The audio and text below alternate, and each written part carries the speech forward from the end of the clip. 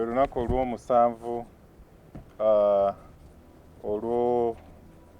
olwa kafyu kwezi 14 omukulembeze w'eggwanga ze yalangirira, ate nga bwe tweyongerayo ne mu bugazi okulaba nti tunyweza enkola ey'okulaba nti tuziyiza ebikolwa ebisobola okusikiriza obulwadde buno n'okubusaasaanya mu ggwanga.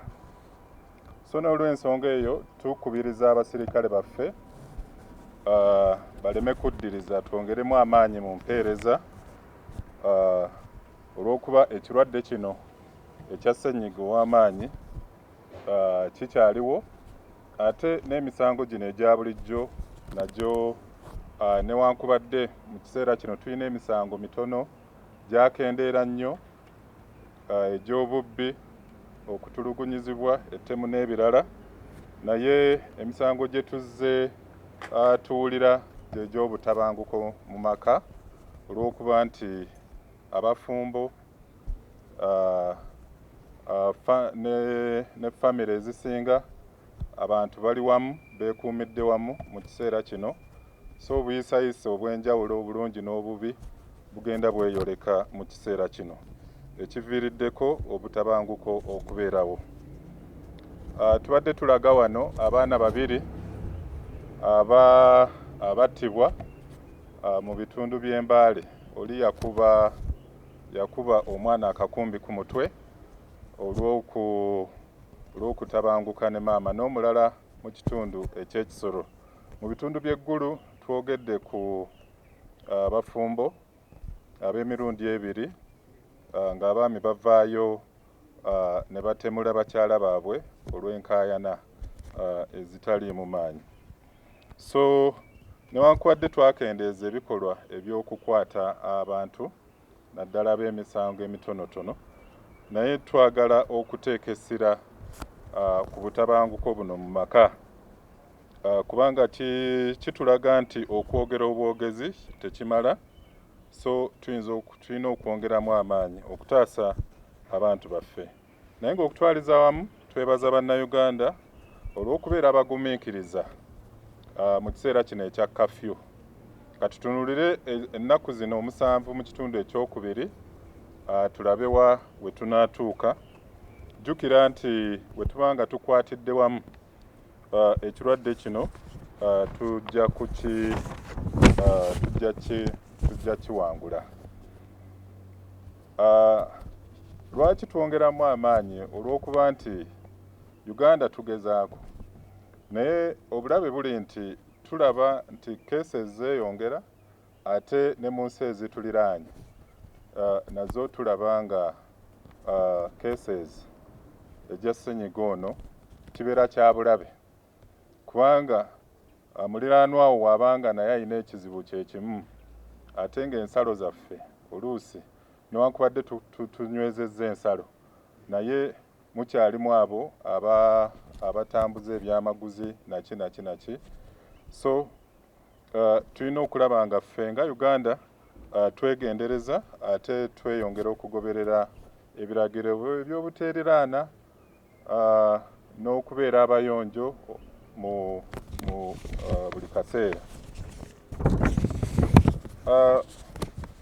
Twasobodde okugombamu obwala abantu abamu abatonotono abazze bavumirira enkola eno.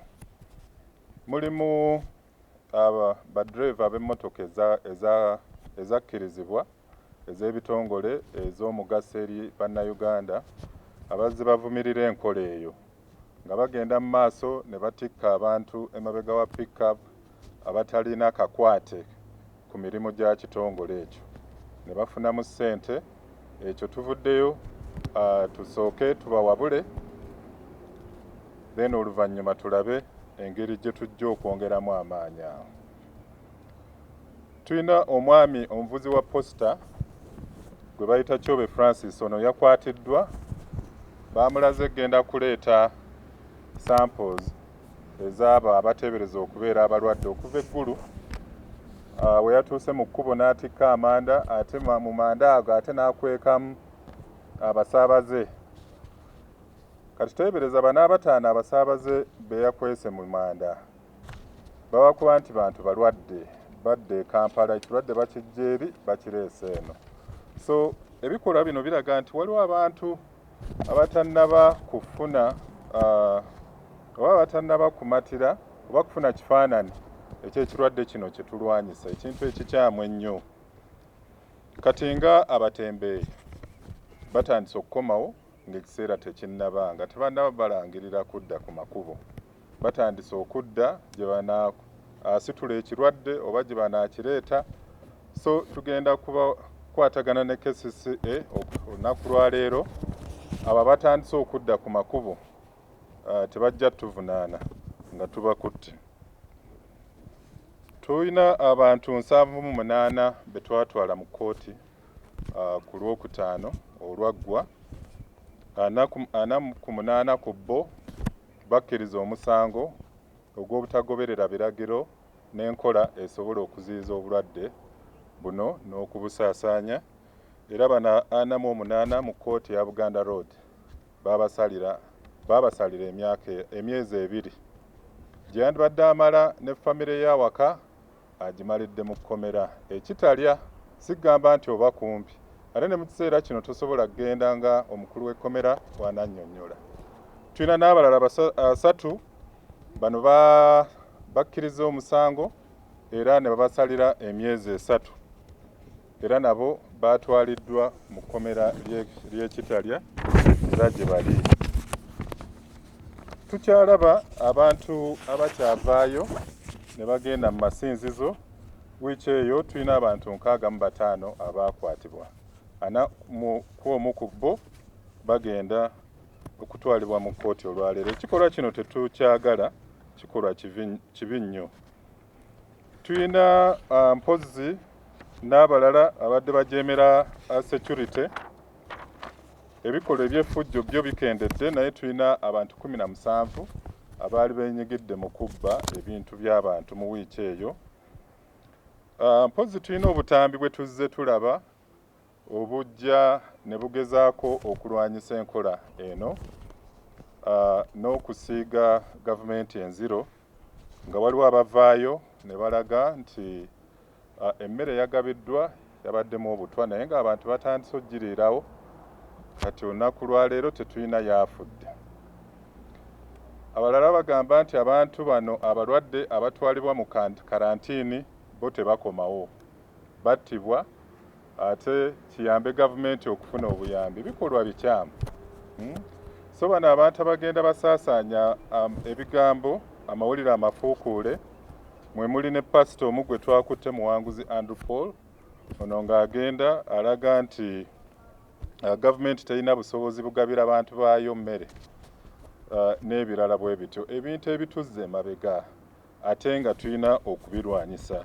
So twagala okuwabula abo, oba gavumenti okwatagana nayo oba nedda, naye mu kiseera kino si kye twagala. Twagala tukwatire wamu, tutunuulire nga bwe tutunuulira ebitambula mu nsi ez'enjawulo. Mulimu ensi ezitasobodde okulwanyisa ekirwadde kino, ate mulimu n'ezo ezirabika okuba nga zitondowera zikoze ki, ziremeddwa olw'enkola embi, nga ku lunaku lumu abantu 607 bafa olw'ekirwadde ekyo. So bino tubiveeko, tukyuse enkola, erabika okuba nti ejja kutuyamba nga ffe. Ekitongole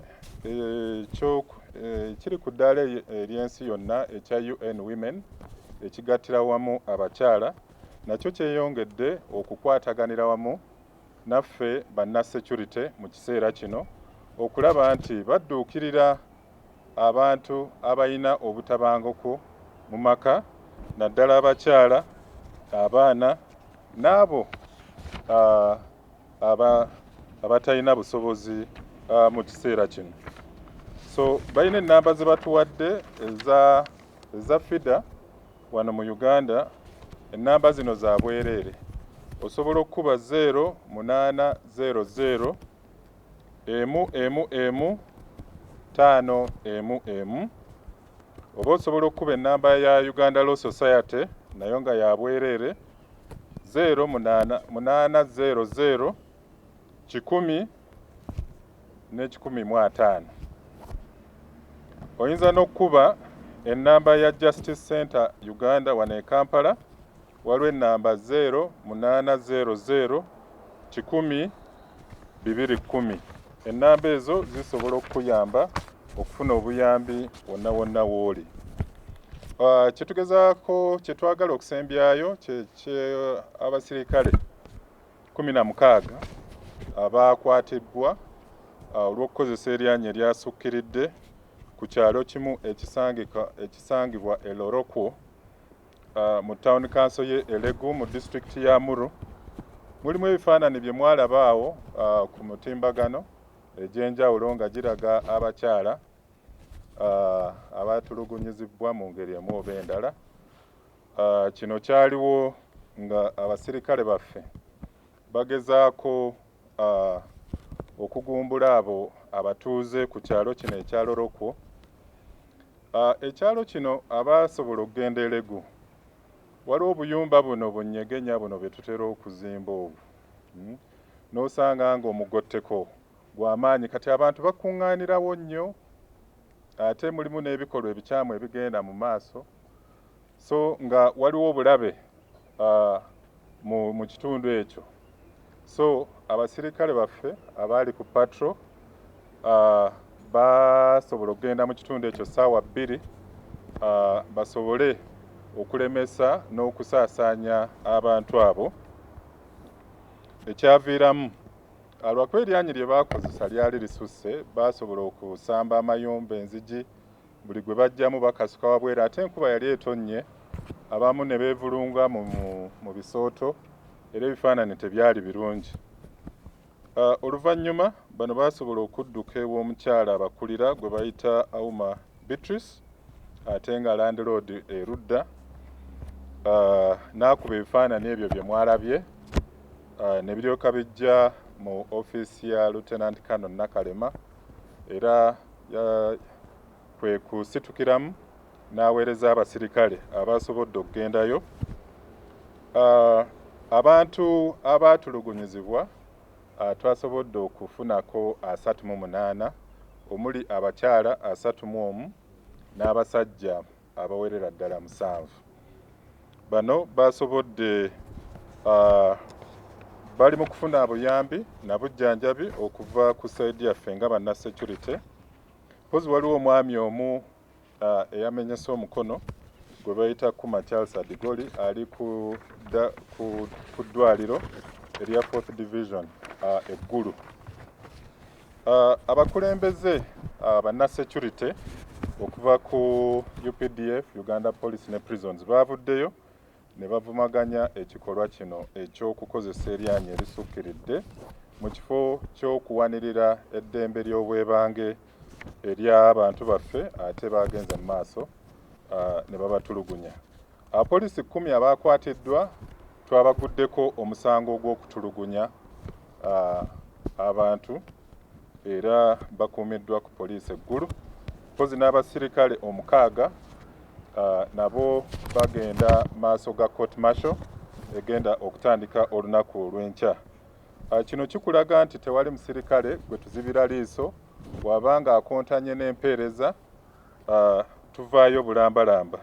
Naye nga kino tuvuddeyo okulaga eggwanga nti mu bugazi bw'empeereza obuva eri banna security, abantu be tulina bantu abaweereza n'obukugu ate nga balina n'empisa.